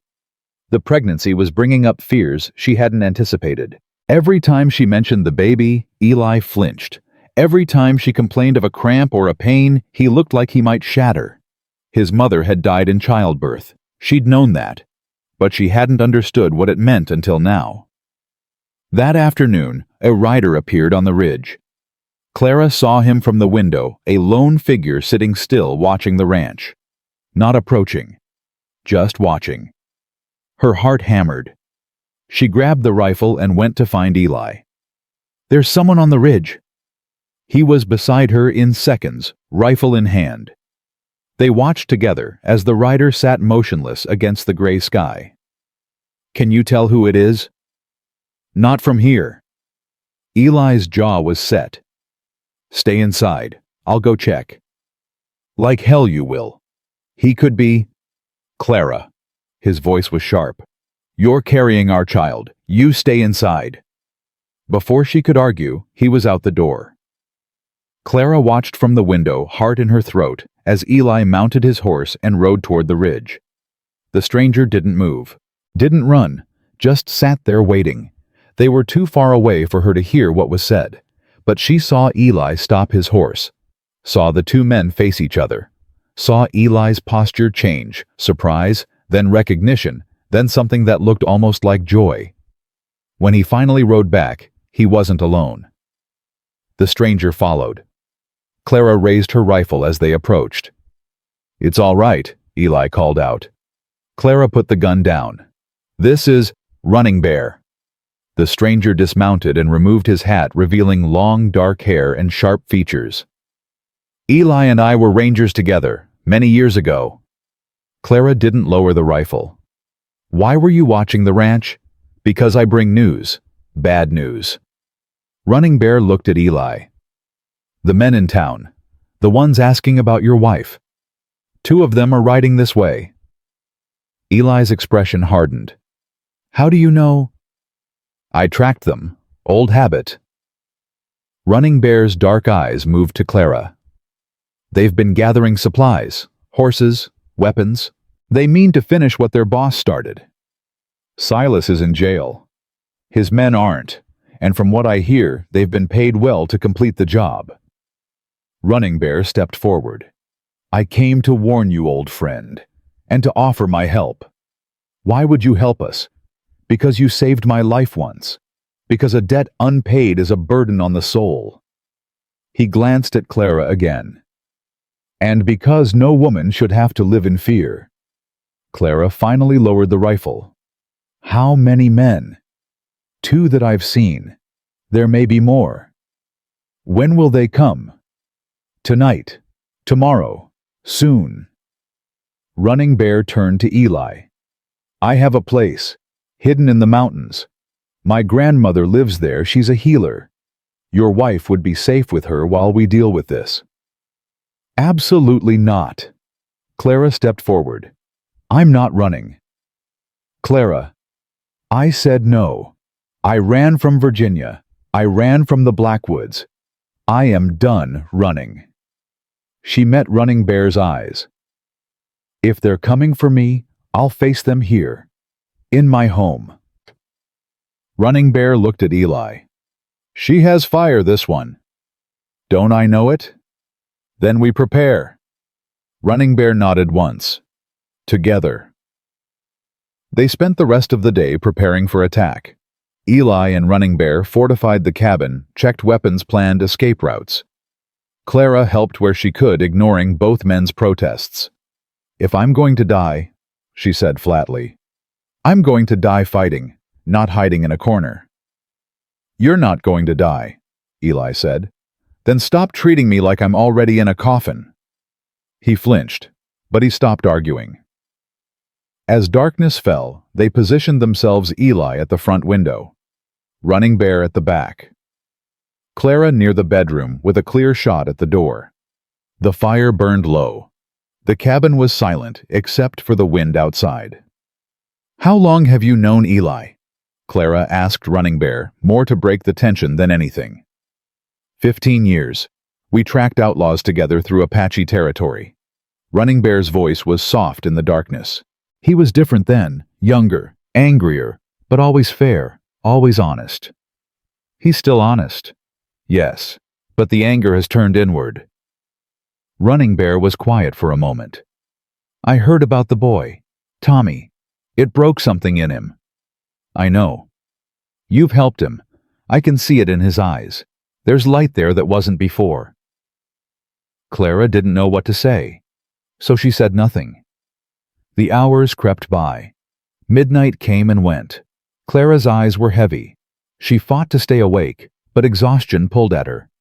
The pregnancy made everything harder. Her body demanded rest, even when her mind refused. Sleep, Eli said softly. I'll wake you if anything happens. I can't.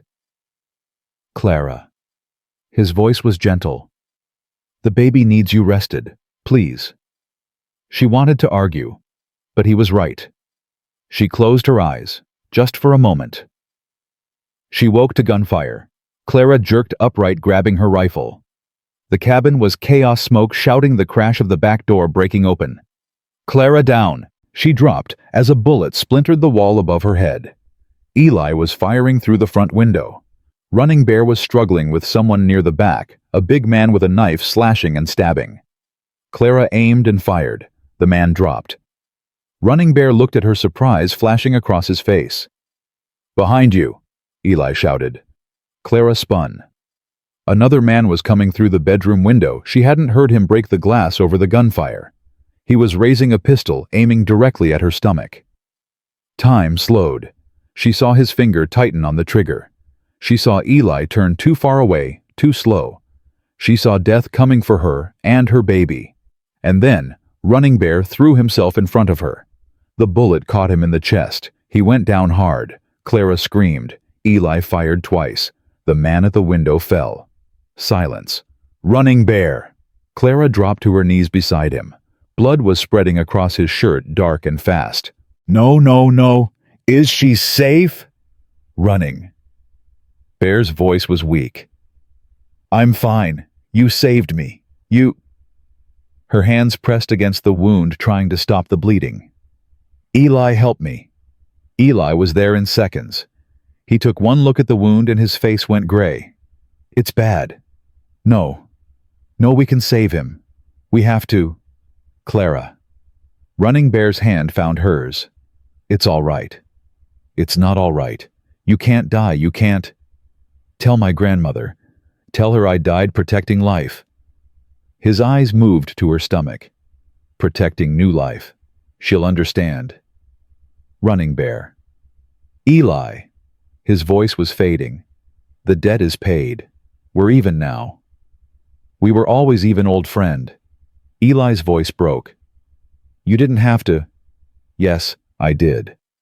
Running Bear smiled. It was peaceful, accepting. Take care of her. Take care of the child. Live well. His hand went limp in Clara's. No. Clara shook him. No, you wake up. Wake up. But Running Bear was gone. Clara didn't know how long she sat there holding his hand, crying. Eli finally pulled her away, wrapped her in his arms, let her sob against his chest. He saved me, she said. He didn't even know me, and that's who he was. That's who he's always been. It should have been me. It should have. Don't. Eli's voice was fierce. Don't you dare say that. He made a choice. He saved you because you were worth saving. You and our baby. How do I live with that? By living well. By honoring his sacrifice. Eli pulled back to look at her. He said to tell his grandmother he died protecting new life. We're going to make sure that life is worth the price he paid. Clara looked at Running Bear's peaceful face. She thought about sacrifice, about courage, about the strange and terrible ways that love showed itself. Okay, she whispered. Okay. Dawn came slowly. Eli went outside to check the bodies while Clara sat with Running Bear. She couldn't leave him alone. It felt wrong. When Eli came back, his face was grim.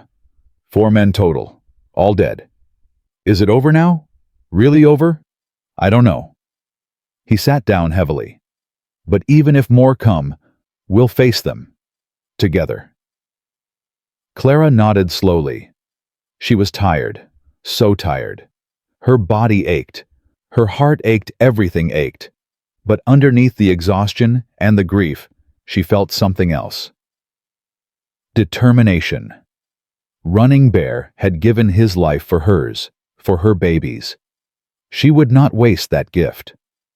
We should take him to his grandmother, she said. He'd want to be buried by his people. Are you sure you can travel? I'm sure I have to. Clara stood one hand on her stomach. He saved us, Eli. The least we can do is bring him home. Eli looked at her for a long moment. Then he nodded. We'll leave at first light tomorrow. Let the sheriff know what happened. And then, he took a deep breath. And then we bring our friend home. Clara walked to him and took his hand. They stood together as the sun rose, two people who had lost too much and found each other anyway. The fighting wasn't over. It might never be truly over. But they would face it. Together. As they'd faced everything else.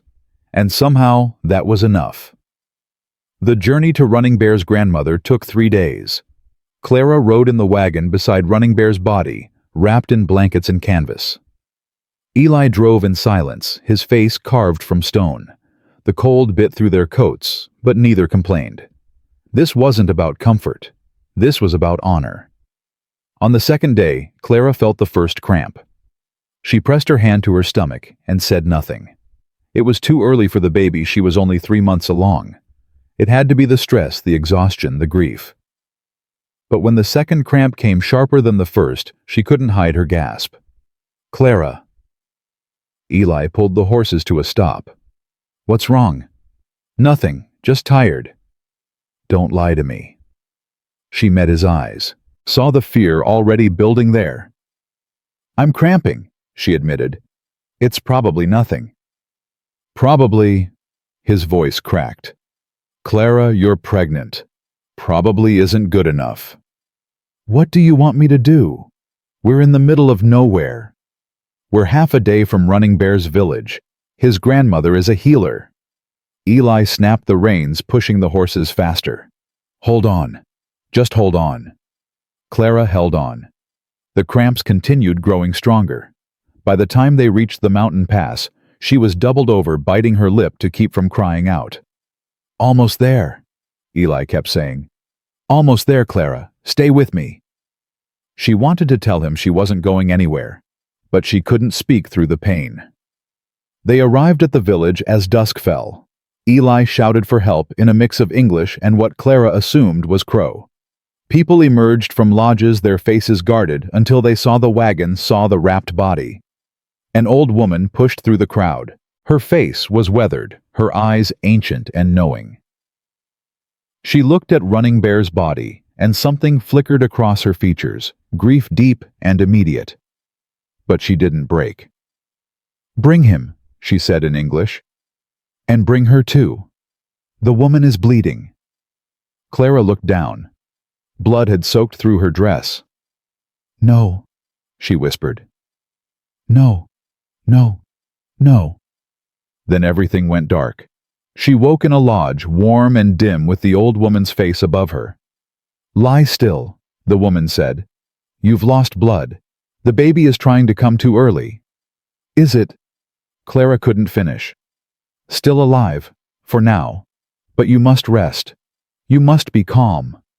The old woman's hands pressed against Clara's stomach, feeling testing. The child is strong, fighting to stay, but you must fight too. Where's Eli? Outside, pacing like a caged wolf. I'll bring him in when you're stable. I need him now. The old woman studied her for a long moment. Then she nodded. When Eli came in, his face was gray with fear. He dropped to his knees beside her, taking her hand. I thought I'd lost you. When I saw the blood, I thought, I'm here. Clara squeezed his fingers. I'm not going anywhere. The baby. Still holding on, like us. Eli pressed his forehead to their joined hands. His shoulders shook, but he didn't cry. He'd cried himself out years ago over things he couldn't change. Now he just held on. Running Bear's grandmother, Clara said. What's her name? Moonfeather. She's been healing people for 60 years. Eli looked up. If anyone can save you and the baby, it's her. She said I have to fight. Then fight. You're the strongest person I know. I don't feel strong. You are. He kissed her knuckles. You're the woman who burned a man to escape him, who crossed the country alone to marry a stranger, who faced down outlaws with a rifle while pregnant. His voice broke. You're strong, Clara. The strongest. Clara wanted to believe him, but lying there, blood still seeping, cramps still coming, she felt small and fragile and terrified. Tell me about the house, she said. What? The house we'll build, when this is over. Tell me what it looks like. Eli was quiet for a moment. Then he began to speak. It's bigger than the cabin. 2 stories with a porch that wraps around. There's a room for the baby yellow walls because you said once that yellow was your mother's favorite color. And a rocking chair by the window where you can sit and watch the sun rise over the mountains. What else? A garden. The biggest garden in Montana. You can grow whatever you want, vegetables, flowers, herbs for healing. And apple trees. I'll plant apple trees so our children can climb them in summer. Children, more than one. As many as you want, or none at all, whatever makes you happy. Clara felt tears sliding down her cheeks. I want to see it, Eli. I want to live in that house with you. I want to grow old on that porch. You will. His voice was fierce. I swear to you, Clara. You will. She closed her eyes and held on to his promise like a lifeline. 3 days passed. Clara drifted in and out of consciousness. Moonfeather tended to her constantly, herbs, poultices, prayers, in a language Clara didn't understand. Eli never left her side, except when Moonfeather forced him out to eat or sleep. On the 3rd day, the cramping stopped. The baby is settled, Moonfeather announced. For now, but you must be careful. No travel until spring. No stress. No strain. We can't stay here until spring, Clara said. We have a ranch. You have a life growing inside you. Moonfeather's voice was sharp. Which matters more? Clara fell silent. Jake and Samuel can manage the ranch, Eli said slowly. I'll ride back, make arrangements and return. You stay here until it's safe to travel. I don't want you to go.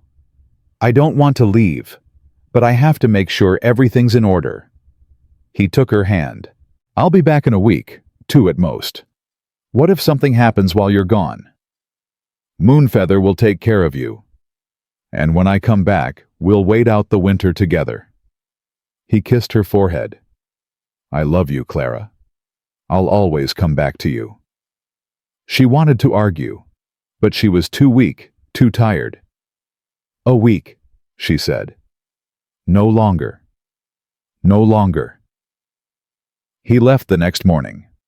Clara watched him ride away and felt something cold settle in her chest. Fear familiar and heavy. The fear of being left behind. The fear of being alone. But she wasn't alone, she reminded herself. She had Moonfeather. She had the baby inside her. She had a future to fight for. She just had to survive long enough to see it. 2 weeks passed with no sign of Eli. Clara tried not to panic. Travel was difficult in winter. Delays happened. She told herself these things every night before she slept and every morning when she woke. Moonfeather watched her with knowing eyes, but said nothing. On the 15th day, a rider appeared. Clara's heart leaped, then sank. It wasn't Eli. It was Jake, his hired hand hat pulled low against the wind. Mrs. Thornton? Jake dismounted, his face grave. I've got news. Where's Eli? Jake hesitated. He was taken, ma'am. by the U.S. Marshals, 3 days after he got back to the ranch. Clara's blood turned to ice. What? Why? Silas Blackwood. Before he hanged, he talked. Told the marshals that Eli murdered a child 5 years ago. Said he had witnesses. Said he could prove it. That's a lie. Tommy's death was an accident. I know that, ma'am. You know that. But the marshals don't. They've taken Eli back to Texas for trial. Clara couldn't breathe. Couldn't think. Trial. They can't, he didn't. Ma'am. Jake's voice was gentle. There's more. The trial is set for 2 weeks from now. If you want to testify, if you want to help him, you've got to go to Texas. I can't travel. The baby. I know. But if you don't go, Jake's face was pained. If no one speaks for him, they'll hang him for murder. Clara stared at him, felt the ground crumbling beneath her feet. Eli was going to hang, unless she did something impossible. Moonfeather appeared beside her. I told you no travel. I heard. The baby might not survive the journey. I know. And you're going anyway. Clara looked at the old woman, saw the understanding in those ancient eyes. He saved me, Clara said. He gave me a home, a future, a reason to live. I can't let him die. And if you lose the child... Clara pressed her hand to her stomach, felt the tiny flutter of movement that had started just days ago. Her baby. Eli's baby. Then I'll lose the child. Her voice shook, but she didn't look away. But I won't lose him, not without a fight. Moonfeather studied her for a long moment. You're a fool, she said finally. But a brave fool. She turned to Jake. When do you leave? Tomorrow morning. I've got a wagon ready. Then tonight, I prepare her. Moonfeather took Clara's arm. Come, if you're going to do this foolish thing, we're going to make sure you survive it. The journey to Texas took 18 days. 18 days of rattling wagons and bitter cold, and Clara's body screaming at her to stop. Moonfeather had given her herbs to ease the cramping instructions on how to wrest warnings about what signs meant danger. Clara followed them all, but it wasn't enough. By the time they reached Austin, she was bleeding again. We need to find a doctor, Jake said, looking at her pale face. We need to find the courthouse. When's the trial? Tomorrow morning. Then that's where we go. Mrs. Thornton. Tomorrow morning, Jake. Clara's voice was steel. I didn't cross 2,000 miles to miss my husband's trial because of a little bleeding. Jake knew better than to argue. They found a boarding house near the courthouse. Clara paid for a room and collapsed onto the bed, her body shaking with exhaustion and pain. Rest, Jake said. I'll find out where they're holding Eli, see if you can visit. Thank you. He paused at the door. Ma'am, what you're doing, it's the bravest thing I've ever seen. The boss is lucky to have you. I'm the lucky one. After he left, Clara let herself cry. Just for a few minutes. Just to release the fear and the exhaustion and the grief. Then she dried her eyes and started to plan. The courthouse was packed. Clara pushed through the crowd, Jake clearing a path ahead of her. She was pale, weak, barely able to stand, but she was there. That was all that mattered. The courtroom fell silent when she entered. Eli was at the front, shackled between two marshals. When he saw her, his face went white. Clara. What are you shouldn't be here. The baby. I'm fine. You're not fine. You're bleeding. I can see it on your dress. Eli. She reached the railing that separated them. I'm here. That's what matters. The judge banged his gavel. Order, order in the court. Who is this woman? My wife, Eli said. Clara Thornton. She shouldn't be here. She's pregnant and sick, and I'm here to testify. Clara said, her voice ringing through the courtroom. I have evidence that will prove my husband's innocence. The prosecutor laughed. Evidence? What evidence could a mail-order bride possibly... The testimony of Tommy Reeves's mother. Silence. Even the judge looked stunned. Clara reached into her coat and pulled out a letter. Before I left Montana, I sent word to Mrs. Reeves in Texas. Asked her to tell the truth about what happened that day. She wrote back. That letter is inadmissible, the prosecutor blustered. It's not. I'm here, a voice said from the doorway. The crowd parted. A woman walked through, small, thin, gray-haired. Her face was lined with grief that had never fully healed. But her eyes were clear. I'm Margaret Reeves, she said. Tommy's mother. And I've come to tell you what really happened the day my son died. Eli's face crumbled. Mrs. Reeves, you don't have to. Yes, I do. She walked to the front of the courtroom and stood before the judge. My boy was taken by outlaws, used as a shield. The Rangers tried to save him, and Eli Thornton was the one who took the shot. So he admits to killing the child, the prosecutor started. He admits to trying to save him. Margaret's voice was firm. The bullet that killed my Tommy came from the outlaw's gun, not Eli's. The outlaw moved at the last second, threw my boy into the line of fire. Eli's shot hit the outlaw. The outlaw's shot killed my son. Murmurs rippled through the crowd. I've lived with this for 5 years, Margaret continued. 5 years of watching Eli Thornton destroy himself with guilt over something that wasn't his fault. He's written me every year on the anniversary of Tommy's death, apologizing, begging forgiveness. And I never wrote back because I didn't know what to say. She turned to face Eli. It wasn't your fault, she said, her voice breaking. It was never your fault. And I should have told you that years ago. Eli was crying. For the first time since Clara had known him, he was crying openly without shame. I'm sorry, he choked out. I'm so sorry. I know. Margaret reached through the railing and took his shackled hands. I forgive you, Eli. Do you hear me? I forgive you. The courtroom was silent. Then Clara's legs gave out.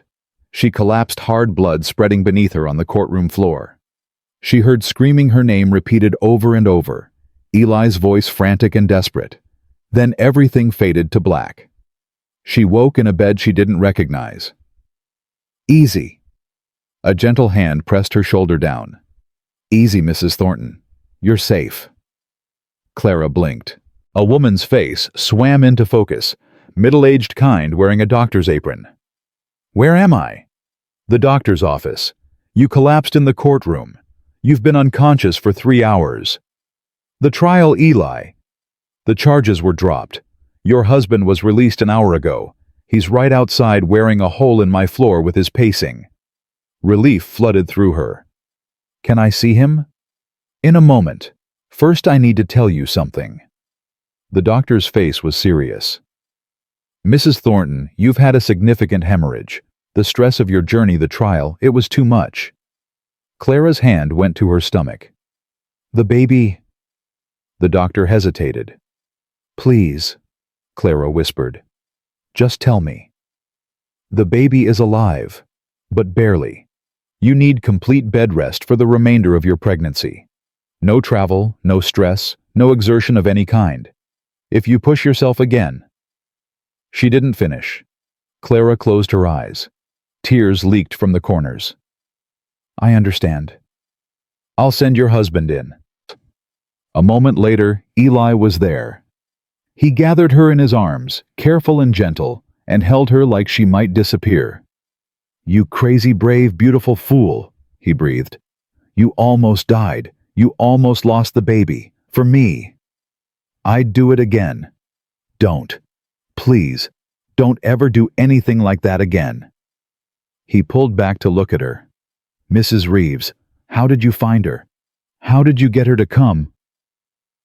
I wrote to her, told her the truth, told her what you'd been living with for 5 years. Clara touched his wet cheek. She wanted to help Eli. She'd wanted to help for years. She just didn't know how. I don't deserve...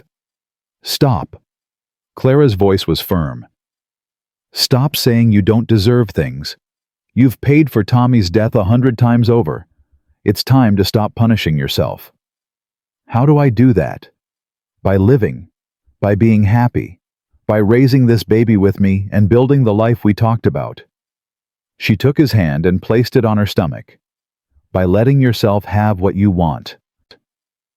Eli's hand spread across her belly. Beneath his palm, the baby moved a tiny flutter, but real. Alive. I want this, he whispered. I want you, both of you. Then stop running from it. Stop waiting for it to be taken away. Clara held his face in her hands. I'm not going anywhere. Neither is this baby. We're yours, Eli Thornton. Forever. He kissed her, slow and deep and full of promise. Forever, he repeated against her lips. I can live with forever. Spring came late to Montana. Clara gave birth on the first day of April when snow still lingered in the shadows, but the sun was warm on her face. The labor was long and hard, 12 hours of pain that left her wrung out and exhausted. But when it was over, she held a son in her arms. He's perfect, Eli said, tears streaming down his face. Clara, look at him. He's perfect. What do we name him? Eli looked at the baby, dark hair, tiny fingers, eyes squeezed shut against the bright new world. Thomas, he said quietly, after the boy I couldn't save. Clara smiled through her own tears. Thomas it is. They brought Thomas home to the ranch the following week. Clara stood on the porch, the baby warm against her chest, and looked out at the land that had become hers. The mountains rose in the distance, still capped with snow. The fields were brown and muddy with snowmelt, but soon they'd be green. I want to build that house, she said to Eli. The one you described, with the yellow room and the wraparound porch. We will. This summer. And the apple trees. As many as you want. She turned to look at him, this man who had started as a stranger and become her whole world. I love you, she said. I don't think I've said it enough, but I love you, Eli Thornton, more than I ever thought I could love anyone. I love you too. He wrapped his arms around her, and Thomas both. You saved me, Clara. In every way a person can be saved. We saved each other. They stood there as the sun set, painting the sky in shades of gold and rose. A family forged from desperation and hope, held together by love and stubbornness and the refusal to give up. The story that had begun with a burned letter and a desperate prayer had become something neither of them had dared to dream. A home, a child, a future. And as Thomas opened his eyes for the first time since coming home, Clara saw that they were gray. Just like his father's, just like the Montana sky on a clear winter day. Welcome home, little one, she whispered. Welcome home. 6 months later, the house was finished. Clara stood in the yellow nursery, Thomas on her hip, watching Eli hang curtains she'd sewn herself. Outside the window, apple saplings swayed in the summer breeze, planted in neat rows along the property line. It's exactly how I imagined it, she said. Better. Eli stepped back to admire his work. Because you're in it. Martha Holloway had thrown them a housewarming party the week before. The whole town had come, even people who'd whispered about the mail-order bride who'd doubted and judged. They'd seen Clara fight for Eli, seen her nearly die to save him. The whispers had stopped. I got a letter today, Clara said. From Moonfeather. What did she say? Running Bear's spirit is at peace. She performed the ceremony last month. Clara shifted Thomas to her other hip. She also said she had a vision. About our family. What kind of vision? She said we'd have 3 more children, 2 girls and another boy. Clara smiled. And that Thomas would grow up to be a great healer, like his namesake deserved to be. Eli was quiet for a moment. Then he crossed the room and took her face in his hands. Do you believe in visions? I believe in us. Is that the same thing? He kissed her softly. Close enough. That night, after Thomas was asleep in his yellow room, Clara and Eli sat on the wraparound porch and watched the stars come out. "Do you ever think about Virginia?" Eli asked. "Sometimes, when I have nightmares." Clara leaned into his warmth. "But less and less.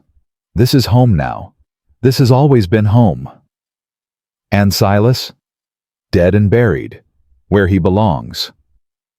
She didn't feel guilty for the satisfaction in her voice. Some men didn't deserve mercy. Silas was one of them. "What about Tommy? The nightmares about him?" Eli was quiet for a long moment. "They've changed," he finally said. "I still dream about him sometimes, but now instead of seeing him die, I see him playing with Thomas, running through fields laughing, being the boy he never got to be." "That sounds like healing." "It feels like healing." He pulled her closer. "You did that, Clara. You and Thomas. You gave me something worth living for, worth healing for. You gave me the same thing." They sat in comfortable silence as the night deepened around them. Clara thought about the girl who had burned letters in the snow, terrified and desperate and alone. That girl had taken a chance on a stranger's advertisement, had crossed the country on hope and prayer, had married a man she'd never met. That girl was gone now. In her place was a woman, a wife, a mother, someone who had fought for what she wanted and won. Eli. "Yes. Thank you. For the advertisement. For giving me a chance." He chuckled. "I should be thanking you. You answered it. Best decision I ever made." "Mine too." Clara looked up at the stars, the same stars that had watched over her journey, her struggles, her triumphs. They seemed brighter here, closer, like the whole universe was celebrating with her. She had come to Montana with nothing but scars and desperation. She had found love, family, and home. And that she realized was worth every mile, every tear, every moment of fear. Because in the end, the bravest thing she'd ever done wasn't escaping Virginia or facing down outlaws or testifying at a trial. The bravest thing she'd ever done was believing she deserved happiness and reaching for it with both hands. The woman who had arrived with nothing had found everything, and she was never letting go.